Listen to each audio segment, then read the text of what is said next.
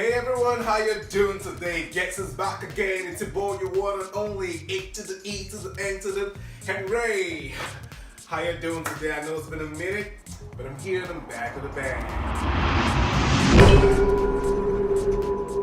I'm back and I've got 7 videos which I'm going to show to you in the course of 7 days. And I'm going to be talking about 7 things you should avoid at all costs on your journey to longevity and wellness. Not just to cut weight, even though those things are going to help you lose weight, but that's not just what I'm talking about, because there's something bigger than that. You know, weight loss in itself, it shouldn't be an end. It should be an end to a goal. So I don't like to emphasize a lot about on your weight and how you look, but really, those things are supposed to help you achieve a greater goal in life, a greater purpose, whatever it is that you're born to be, because that really is why we want to stay healthy. So don't just get it twisted and focus only on trying to lose weight, shed pounds, get a six-pack or a big butts, because that's not all there is to it. You know, so these things are going to help you, yes, lose weight. But like I said, it's not just about that. It's going to help you in your journey to longevity, and you're going to feel well, you're going to feel good about yourself, strong, energy-driven, and the best version of yourself is what you're going to be living with every day. So today's the one. I've got something to talk to you about today. And because it's award season, I'm going to be releasing these things to you award style.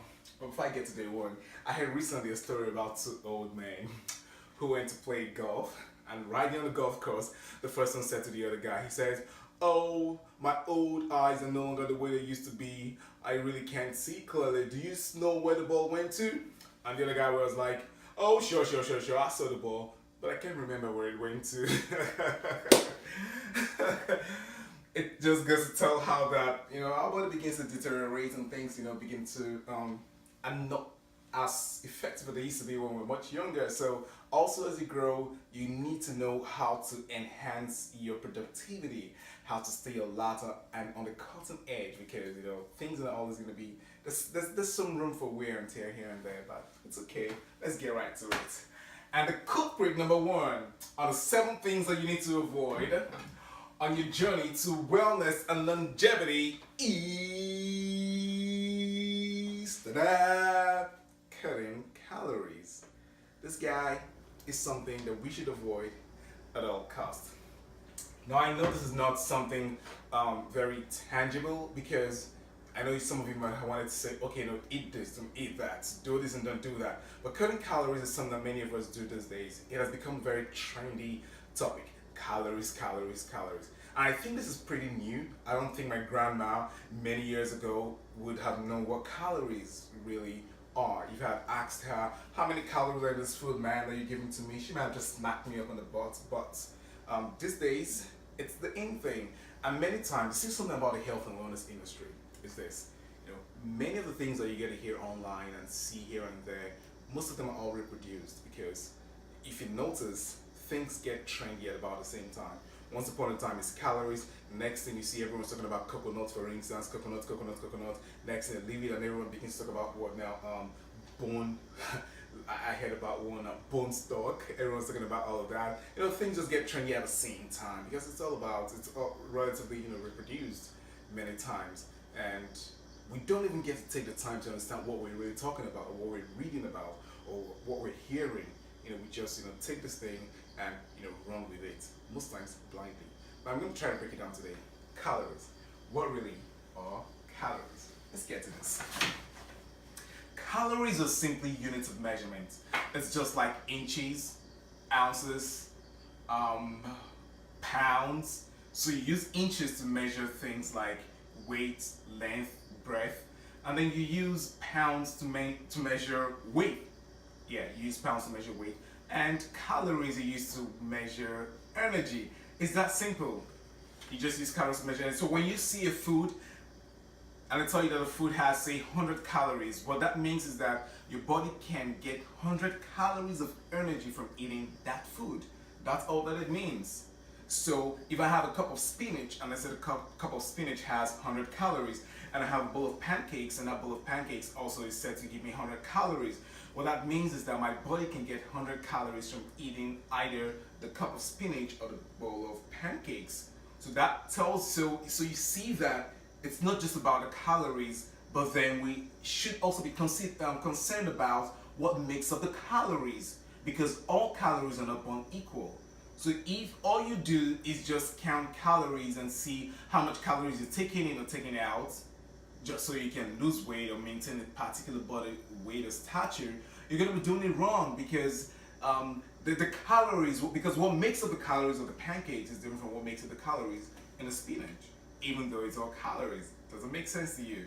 So it's not just about calorie counting, but we also want to know what makes up the calorie, because the truth is that there is no one thing out there that can help you lose weight or stay very well. It's usually a combination of a lot of things. Our body is so complexly engineered by God that not one thing can just make you feel well all the way. I mean, it's really not just one thing. No matter what anybody else tells you, trust me, it really isn't. So I'm going to tell you today 3 things that cutting calories can do to you, and I'm going to tell you 5 things that I think you can do to help you, stay on the cutting edge, maintain your body weight, even lose weight if you have to, and stay well, and probably live much longer. All things being equal. Alright, let's get right to it. So what are the things that calories get to do to you or for you? Number 1, cutting calories leads to nutrient deficiency. What it simply means is that, that there are a lot of things that your body needs to stay optimal that you get from the food that you get to eat. I'm not talking about the vitamins A, B, and K that we all get to know. I'm talking about even little minerals like magnesium, cobalt, zinc, iron. These little things, trace minerals, we get them from our food. And when you're cutting calories just because you want to lose weight, you're also cutting out nutrients from your body. I'm not just talking about fasting, but because I'm going to talk about fasting as some video down the line. But here I'm just talking about cutting calories for the sheer desire of trying to lose weight or fit into that dress. I'm not saying that those things are wrong, but you don't have to cut calories, because it does more harm to you than just helping you lose weight, which is what a lot of people have thought. Number 2 thing that you need, that cutting calorie does to you, is that it makes you lose muscle and not fat. Because what you're trying to do actually is you're trying to lose weight, you're trying to lose your fat. But if you use a scale to determine your progress, sometimes the scale could be very misleading. And that's why most times I really don't encourage using a scale to measure your journey or your progress, because really, it could be misleading, trust me. Because I don't know if you've heard this, that muscles weigh more than fat. So if you're losing muscle mass and you're getting on the scale and those numbers keep decreasing, and you're thinking you're making progress because the numbers are decreasing, you don't realize that probably what you're losing is muscle mass, which in essence is your fat burning mechanism for your body. But then you're losing the muscle mass and then you're just storing the fat, because this is how the body works many times. When you're going to eat food, this food is converted to glucose. Glucose gets to be converted to energy, and energy is released to you for you to stay optimal all day. But when you're cutting calories, your body thinks that you're in crisis mode a lot. Let's say bro, let's say sis, because she might be in a state of famine right now. So your body begins to reduce the amount of fat that it converts to glucose to give you energy. It begins to store them. So when there's not enough glucose in your bloodstream to give you energy, your body goes to your muscles and begins to break down your muscles, convert your muscles now to glucose to give you more energy. It stores the fat. What you really are trying to look for is for your body to convert those fat into glucose and give to you as energy. Those dangerous fats, those killer fats, those lower belly fats is what you really are trying to attack. But cutting calories doesn't even attack it. You actually store the fat. You actually get to retain it. And the moment you get back on this diet, trying to eat trying to eat food again, you find yourself most likely getting to overeat, and you just get back to that size again. That's why for some people, not everybody, for some people, their weight loss journey is usually not sustainable, because cutting calories doesn't cut it at all. Number 3 is that cutting calories increases your stress hormone, and that is, you don't even want to do that at all.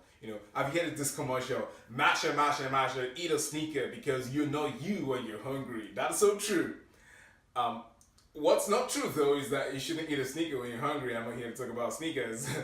But you know you when you're hungry. Your whole mechanism is kind of like upside down. Everything is going everything is going topsy turvy easily, and yeah, the stress hormones are like raging everywhere. I'm gonna be talking about stress later, so I'm not gonna talk a little about it. But all of these things happen just because you're cutting calories and you're not giving your body the right thing, and it's not the way to go.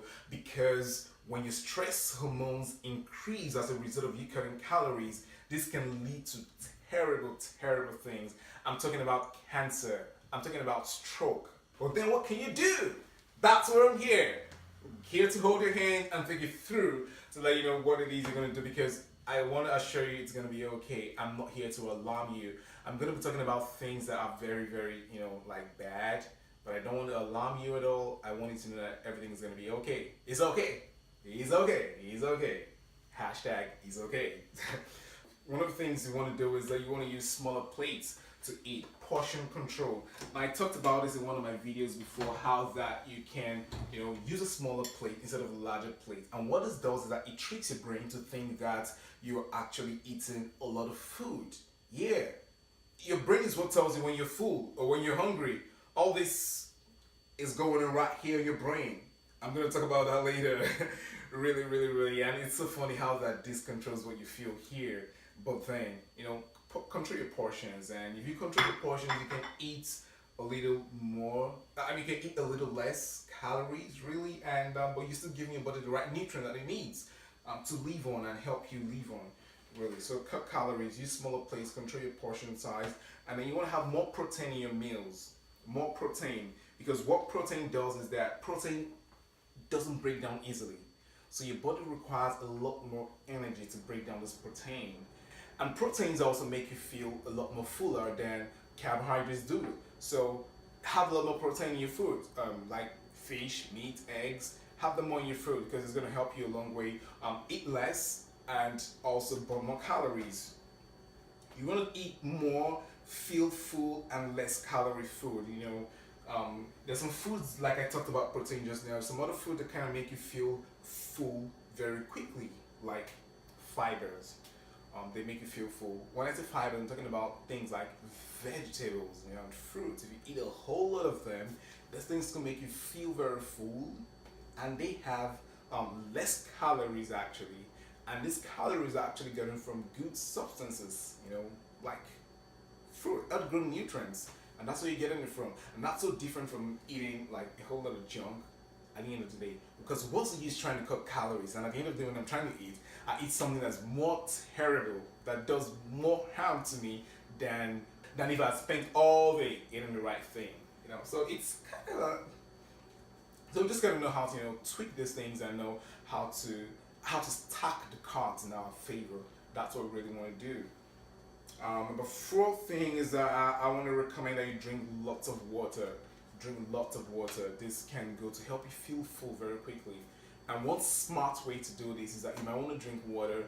Sometimes you want to take like 2 glasses of water or a glass of water at least 30 minutes before your meal time, because this is going to help you feel a lot more fuller. And when you get to the meal table, you don't want to eat so much.